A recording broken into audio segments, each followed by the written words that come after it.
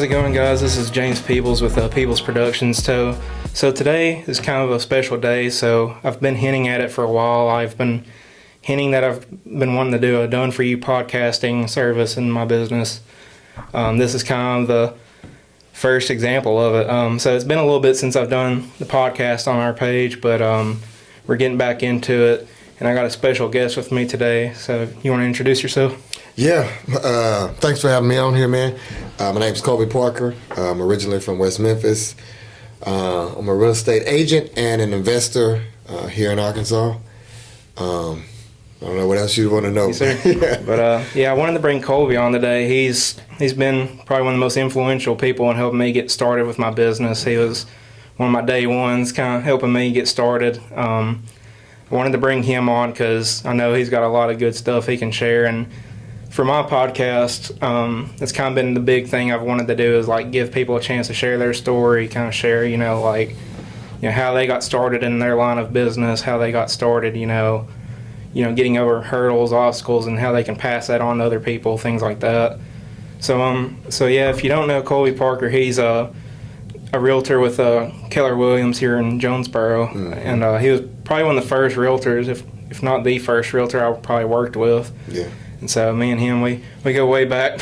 Yeah, man, I think you sent me a message on Facebook. Yes, sir. And you offered to do some photos on some of my listings for free. Yes, sir. And at that point, I didn't have a set photographer, and I didn't have any money either. Right. If I'm being completely transparent, I didn't have a whole lot of money. Right. So I think, you reached out at a time where it made sense for both of us. Yes, sir. And I'm excited. We continue to work together, and looking forward to seeing you grow, man. Yes, sir. Yeah, I believe it was probably October of 2024. I think we started Somewhere working together. around there. Yeah, I remember I was on Facebook and I just found your page and I was like, because I'd been thinking, I was like, I need to, find people, to start building a portfolio. And I seen you and I was like, I'll shoot him a message. And it was like a few days later, I think you reached back out and it all went from there. So I appreciate you working with me. But well, hey man, I have to be honest. It was my wife, because she manages my social media page and stuff. So she's like, hey, you got this photographer guy in there. I was like, all right, I'll get to it. The next day, I think she messaged you, and she was like, hey, he wants to meet or he wants to do something. So she kind of pushed me in that way. So, yeah. Well, if she's watching, thank you. But anyways, like I said, this is kind of us starting the podcast in person. So every podcast up until now has been kind of over the internet. And I know me and you tried to do it and it never worked out. Schedules and had a lot going on. But I've been wanting to move it to in person though, because it's just, I think it's more dynamic. You're able to really, there's always all kinds of stuff like internet problems and stuff that can happen when you do it by the internet. Right. And so, and like I said, this isn't just my podcast, so I'm also doing this in a way to show you what I can do for you. So, like I was saying at the beginning, this is my new done for you podcasting service. So we provide all the lighting, cameras, equipment, audio, everything, all the editing. And so this is a great option, because a lot of people, are wanting to get into doing like podcasts or like promo videos for themselves, and it's really hard to get into it and like, you have to invest all the money into getting cameras and all that. And so I'm trying to give people a shortcut into being able to start having good quality content for their social media or page, all that. Yeah. But enough of that. I know you're here for an advertisement, but no, you're good, man. But yeah, so I wanted to get started, so like I told everybody, you're a realtor. Yeah. So what did it look like for you, like whenever you first started getting into real estate? Was it what you originally wanted to do, or? Yeah, so that's a good question. Before I got into real estate, I worked in mental health. I did case management, primarily for youth, but I worked with young adults some. And so, I knew I enjoyed that, but I didn't make a whole bunch of money, and at the time, I had already had kids, and I knew I wanted to do something to take better care of, us financially.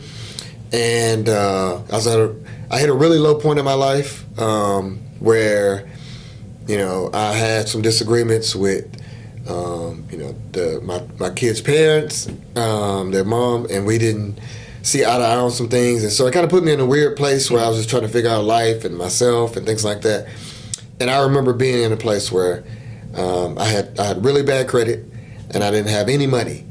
And so I just Googled, because I was tired of working the job that I had. I Googled what kind of jobs I can do with no money and bad credit. And so real estate investing came up initially. And I had always kind of been interested in real estate, as an agent, as an investor, all of that stuff, but I didn't really know what it looked like. But from that Google search, that kind of sparked something in me to where I just went down the path of like just learning and exploring and all this stuff. And so from there, I read a book.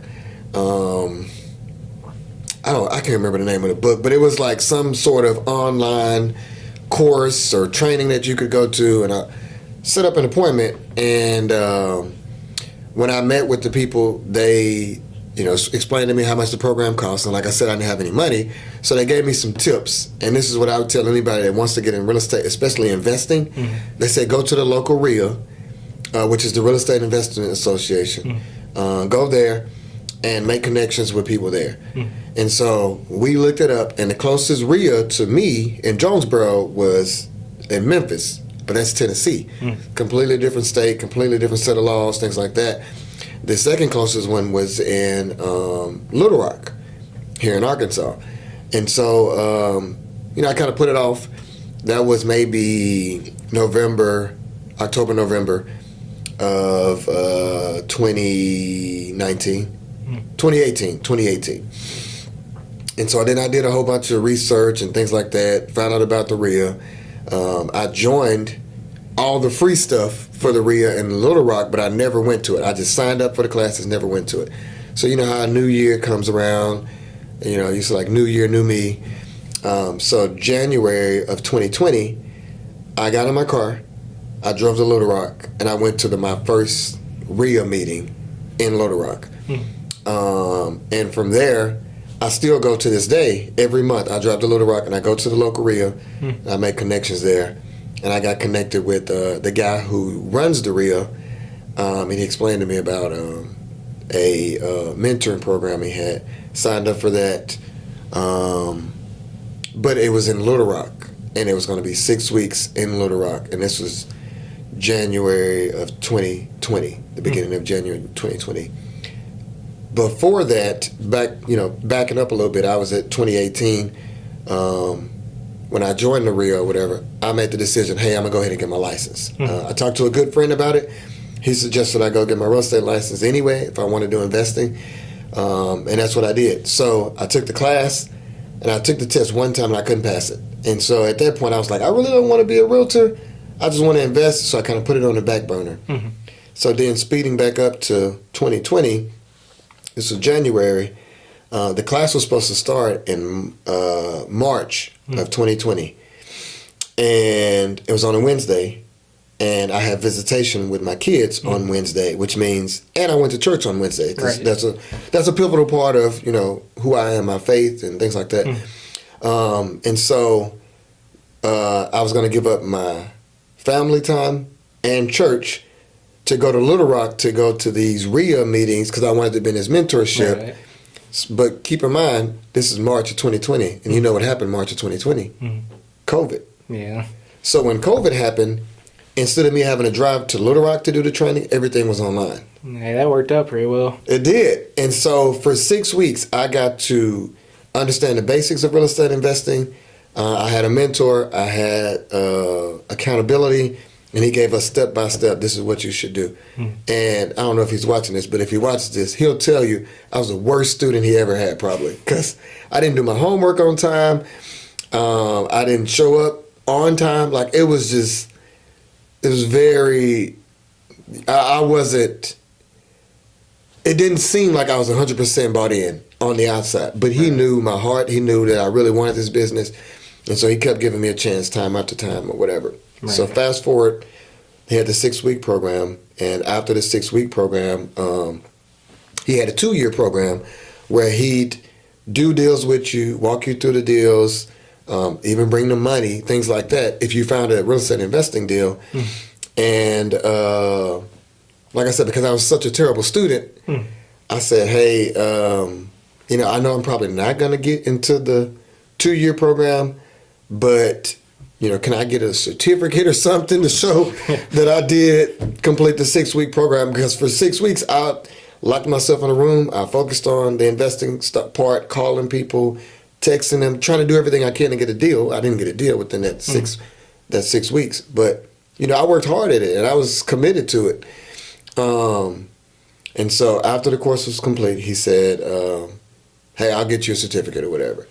So once we were done, I asked about a certificate. I didn't get it. So a week later, I reminded him again. I said, "Hey, don't forget about my certificate." And so he's like, "All right, I'm gonna be sending out invitations for the 2-year program, and I'll send out the certificates then." So I was like, "Cool. I'm not getting the 2-year program. I know, because I'm a bad student. Like I'm not. Yeah. I'm. There's no way." So then another week passed by. I said, "Hey, I need my certificate." I still hadn't got it. He looked. We were on the phone. He called me. He said, "Congratulations, you're in." I was like, "What are you talking about?" He was like, it was 10 of us in that 6-week class. Out of 10 people, I was the only one that followed up with him consistently. Really? And the only thing I was trying to get was my certificate. Yeah. I didn't think I was going to get into the 2-year program. Yeah. And so he said, that's what it takes to be successful in this business. And I'll tell anybody that if you get into real estate, especially investing, it takes persistence Right. and follow up for you to be able to have, the type of success Right. that is going to be, beneficial for you and your family and things like that. Right. And so, for 2 years, I got to walk with him, do deals with him, all of that. And after that 6-week program, I went back, took my real estate license. I took the test. I finally passed it. Then I became an agent as well. So I had the balance of being an agent and being an investor at a time when the market was booming to where you could just throw a house on the market and it would sell. That's cool. And so because of that, I came in at a pretty good time. It's a completely different market now. But, I was fortunate in having a mentor and the support of my family, my wife that understood, hey, this is something I really wanted to do. Right. And that's kind of how I got into the business. Right. Yeah, I can relate with what you said about persistence. Like, back when I first reached out to you, I was still working, a full-time job. And, at the time I was thinking to myself, I was like, man, it's going to be, if I'm lucky, it's going to be like at least 2 to 3 years before I get to where I can quit that and start doing this full-time. And you're there to see that it was a lot less than that. Yeah. And at first it was really kind of scary to me because I'm I was out of my job and I was like, do I want to, this is my opportunity to really pursue it full time because I ain't got anything holding me back. Like I didn't have to clock in the morning or anything. I'm like, I can either take this opportunity or I can, just look for another job. And that's what I did. I remember, so I was actually in the middle of shooting a house for real estate that I got like a message back from like this company I'd messaged a while before I moved back to Win. And they were like, hey, we seen you want a graphic design position, you want to do it?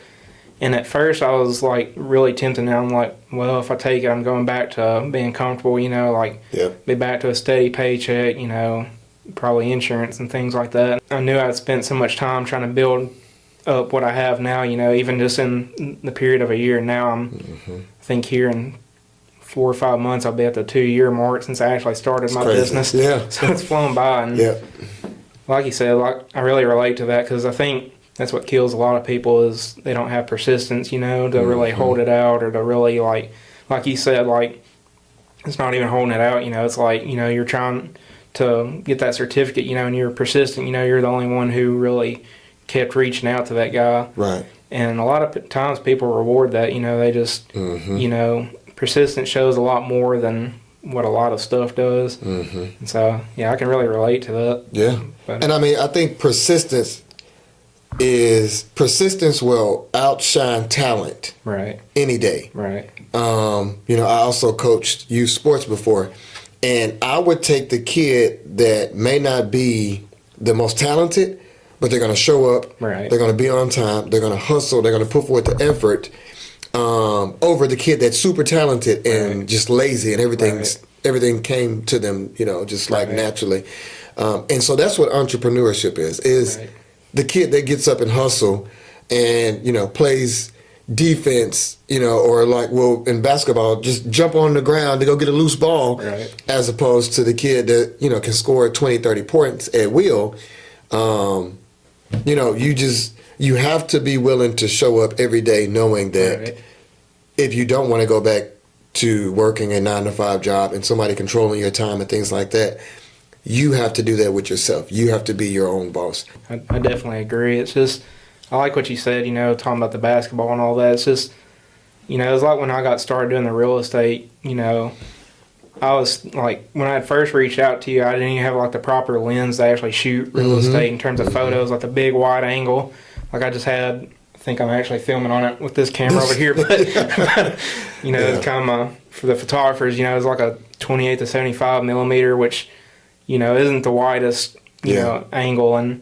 But I remember you still gave me a chance, and, I was like, well, I don't have the stuff right now, but I'm going to, build up to it. I'm going to try to, like work with what I got. And like you said, I think that's just kind of what helps people, is like, if I'm nowhere near the point where I'm hiring people, but if I ever get to the point where I'm looking for... Not if, when. Yeah, right. There you go. And if I ever get to the point, where, like, say I need to hire somebody, to help me, video things or, like, edit, things like that, like, I think that's definitely what I would want to look for, too, is, like, if I had 2 applicants in front of me, like, if I seen one who had really good skills, but I kind of looked at him and was like, I don't know, he seems kind of apathetic, like, he's good where he's at, like, it's like you said, like persistence outshines, talent, because, we never stop growing in what we do. And like, it's easy to get to a point, and we all struggle with it, but it's easy to get to a point where like, we think, man, we're really killing it at this. So we think, oh, I don't have to really keep going anymore. Right. But, if you're persistent, you're, it's not wrong to have pride in your work and like be happy with where you're at. But, one of the biggest things when it comes to being an entrepreneur or having your own business or anything is just being able to reflect and like think, like I still have a long ways to go. And so, that kind of goes into my next question. So I think you already kind of touched on it some, but like, real estate, there's a lot of people who want to do it. Yep. And I know for some people, I'm sure it can be a struggle, So a little background on me, before I started doing both the videography and the my previous full-time job, I was a life insurance salesman. I didn't know that. Yeah. And like I say that like I did it for years. I only did it for a little bit, but it was a hard market, because I'm not used to, that was a brand new experience for me, putting myself out there, and like anything sales or anything, like a lot of people when they first get into it, they have like fear, like it's all on me, to thrive, So what would be your like main tips for people who are trying to get into real estate, whether it be investing or just as an agent? Like, no, I mean, I think that's a good question, and I didn't know nothing about the insurance stuff, so that's cool to know that. And just me being, transparent about where I was, I've had sales jobs before, and I sucked. Yeah. Like, I was not good. I remember one sales job I had. I was supposed to call people, get commitments over the phone or whatever. Right. I never got one commitment.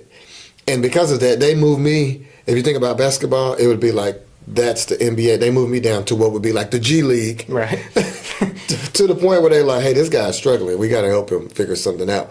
So saying all that to say, with what I do now as an agent, is not necessarily sales. There are some sales components to it, but it's more about marketing. It's more about the relationships. Right. It's more about negotiating, things like that. So I would say to anybody that wants to get into real estate, decide if you want to do investing, an agent, or both. That would be my first thing. Decide which one you want to do. And then if you do go the route of becoming an agent and you're going to be an agent and an investor, go to a brokerage that is going to be investor friendly. Because if you're an agent at a brokerage where they don't really like or they don't really promote being an investor, then some of the things you may want to do or ideas you may have, they may be dream killers, and they may try to stunt your growth in terms of you pursuing that, because that's not how they think or operate or whatever. Right.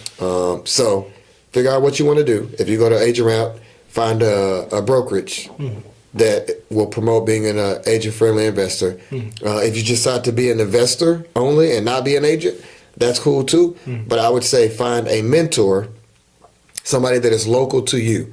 There's nothing against, I have nothing against people that are out of state, on YouTube, or wherever the case is, but there's laws and things that are different than somewhere, we'll just say like Arizona, in comparison to Arkansas. And so you want to find somebody that is in your local market, that has knowledge and experience, that can help you, get started. Like I said, that's why I went to the local RIA, because they're in Arkansas, and I knew serious investors were going to be there. So I'd say those things, and then be persistent in whatever you do. Right. Being an agent, being an investor, being an entrepreneur, just know that it's going to take time, and think of it like a snowball. You start off with this really little amount of effort or, things that you're doing, and then over time it compounds. So that would be my advice. That's what I would say to anybody getting started. Right. Yeah, I like what you said about the mentor. Like, I don't know, it's like, for what I do, it's hard to find, like, I don't meet just a whole ton of people who do, like, videography. Like, I meet a bunch of photographers and stuff, and so, there's overlap, but it doesn't always have to even be somebody who's in your same line of work, like, because, a lot of this stuff, in its very root, kind of functions the same, and so, like, that's been one thing I've really tried to do, and you've kind of been a mentor to me as well. Man, I appreciate that. Yeah. I remember when I first told you about wanting to do the podcast stuff, you're sending me like all these different little videos of like the different venues and stuff, but yeah, like I've had plenty of people, like completely different businesses, but I've been able to go to them and be like, I've told them where I was struggling, I've been transparent, and like it always helps to have people who are fighting alongside you, because you're all fighting towards the same goal. Yep. And so, yeah, definitely, I think I'm not a realtor, like, the length of my realtor experience goes into the media side of things and marketing, for sure. But I can definitely see, though, like, where it really comes in handy, like, if you're trying to get into being an agent or investor, just having people who've kind of, as people say, ran the race ahead of you and kind of, can tell you, like, here's what to do, here's not what to do, here's where I messed up. Right. And that's one thing that, the podcast isn't really about my business. It's more about interviewing people. But, that is one thing I do try to do is, like, I'm not very seasoned in what I do. I've only been at it for close to 2 years. But, even in these 2 years, there's little things that I've learned from my mistakes. Like, I try to, like, help people, to be able to, see, don't do what I did. Right. No, that's good. Yeah. That makes sense. But yeah, I know you're on a time crunch, so I'll just kind of ask one last question. But trying to think. So, like, what's been your biggest? I don't know how I want to ask it. So, like, since you've been a realtor, what's been like? I don't want to say like the biggest blessing, but like your favorite part about it, I guess. Like, what's something that's kind of like taught you that that I got you. You don't feel like you would have got elsewhere. Yeah. So. I know you said specifically a realtor, but I'm going to give you two. I'll give you one for the realtor side, one for the investor side. Sure. For me as a realtor, the two main demographics of people that I work with are first-time home buyers, and I work with a lot of investors. Because I invest myself, I work with investors, so it makes sense. One of the most enjoyable experiences I have is seeing someone who had the dream of home ownership, but didn't think it was a reality. Right. You know what I'm saying? And so seeing them go from, I don't know if I have the desire to own a home. I don't know if I'll ever own a home. I don't know what that looks like. I don't know the process. To we close, they actually have the keys in their house, the keys to their house, and they're living there. That has been one of the most enjoyable things about my job as a realtor. I love being able to see that. Sometimes first-time home buyers are a little bit difficult, especially they have somebody else, a parent or somebody else that may be kind of influencing them. But even in those situations, there is no joy in terms of what I do that I get that same feeling as opposed to seeing them, the transformation over time. Right. And so I would say that's mine as far as a realtor. Then as far as an investor, it's along the same lines, because I wanted to get into real estate, but I didn't know what they looked like. I didn't know how to get started or whatever the case was. But reading books and watching on YouTube and all of that's great. But when you get proof of concept, you take the knowledge that you have, you apply it, and then you have success. To me, my mind was blown, and at that point, I was like, "There's nothing that I can't do," especially as long as it's legal. There's nothing in real estate that I can't do. If I want to buy multifamily, I can do that. If I want to do a flip, I can do that. If I want to have rental properties, I can do that because I read it in a book. I talked to somebody else that has done it. They walked me through the process, and I did some of those things.